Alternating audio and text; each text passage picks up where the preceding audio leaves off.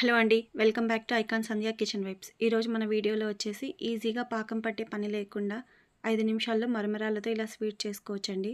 పిల్లలు ఏదైనా స్వీట్ అడిగినా లేకపోతే ఇంటికి సడన్గా గెస్ట్లు ఎవరైనా వచ్చినా ఇలా క్విక్గా అయిపోయే స్వీట్ని చేసుకోవచ్చు. ఎక్కువగా కష్టపడకుండా పిల్లలు పెద్దలు అడిగిన వెంటనే ఇంట్లోనే ఈజీగా దొరికి మరమరాలతో చాలా ఈజీగా చేసుకోవచ్చు. ఈ మరమరాల స్వీట్ని ఎలా తయారు చేసుకోవాలో చూద్దాం. ఈ స్వీట్ కోసం ఒక బౌల్ తీసుకొని ఇందులో 2 కప్పుల వరకు మరమరాలని తీసుకోవాలి.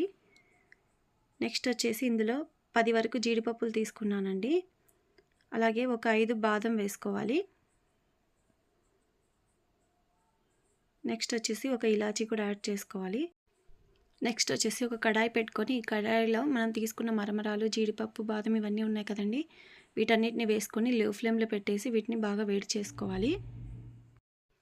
వీటిని లో ఫ్లేమ్లో పెట్టుకొని కొంచెం వేడయ్యే వరకు ఇలా కలుపుతూ ఫ్రై చేసుకోవాలి.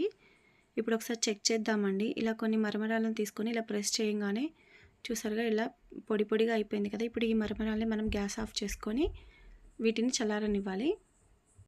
నెక్స్ట్ వచ్చేసి ఒక మిక్సీ బౌల్ తీసుకొని ఇందులో 1/2 కప్ వరకు షుగర్ వేసుకోవాలండి. 2 కప్పుల మరమరాలకి 1/2 కప్ షుగర్ అనేది కరెక్ట్గా సరిపోతుంది.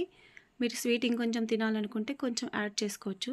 ఇప్పుడు దీనిని ఇలా మెత్తగా పౌడర్ లాగా చేసి పెట్టుకోవాలి. ఇలా చేసి పెట్టుకున్న షుగర్ పౌడర్ని ఒక బౌల్లోకి ట్రాన్స్ఫర్ చేసుకొని ఇందులో కొంచెం మిల్క్ వేసుకొని కలుపుకోవాలండి. కొంచెమే మిల్క్ వేసుకోవాలి. కాచి చల్లార్చిన పాలను తీసుకోవాలి.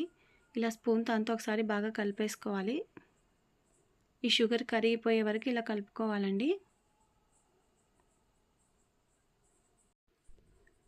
ఇలా కలుపుకున్నాం కదండి. ఇప్పుడు ఈ బౌల్ని పక్కన పెట్టేసుకుందాం. నెక్స్ట్ వచ్చేసి మనం మిక్సీ పట్టుకున్నాం కదండి షుగర్ది, అదే మిక్సీ జార్ తీసుకొని అందులో మనం వేడి చేసుకున్న మరమరాలని వేసేసుకోవాలి.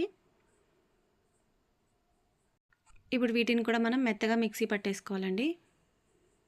ఇలా పట్టుకున్న ఈ మరమరాల పౌడర్ని వచ్చేసి మనం ముందుగా పెట్టుకున్నాం కదండి షుగర్ సిరప్, అందులోకి వేసేసుకోవాలి. వేసేసుకొని ఇలా స్పూన్తో మొత్తం బాగా కలుపుకోవాలి. కొంచెం కొంచెం మిల్క్ని యాడ్ చేసుకుంటూ మొత్తం కలుపుకోవాలండి. పాలు అనేది ఎక్కువగా వేయకూడదండి, కొంచెమే వేసుకోవాలి. ఇలా కొంచెం దగ్గర పడే వరకు స్పూన్తో కలుపుతూ ఉండాలండి. ఇలా కొంచెం దగ్గర పడిన తర్వాత మనము చేతికి నెయ్యిని అప్లై చేసుకొని ఇలా మొత్తం ఈ పిండినంతా ఇలా చపాతీ ముద్దలాగా కలిపేసుకోవాలి. చాలా సాఫ్ట్గా ఉంటుందండి. ఇది కొంచెం సాఫ్ట్గానే కలుపుకోవాలి.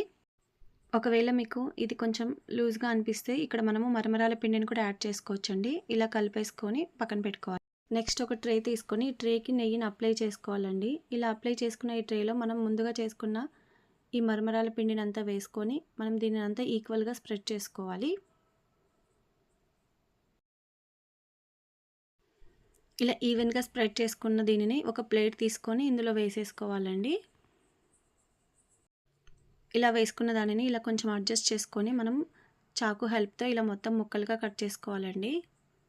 ఇలా ముక్కలుగా కట్ చేసుకొని సర్వ్ చేసుకోవాలండి. ఇవి చూడ్డానికి అచ్చం స్వీట్ షాప్ నుంచి తెచ్చిన స్వీట్స్ లాగా ఉంటుంది. చాలా టేస్టీగా ఉంటుంది.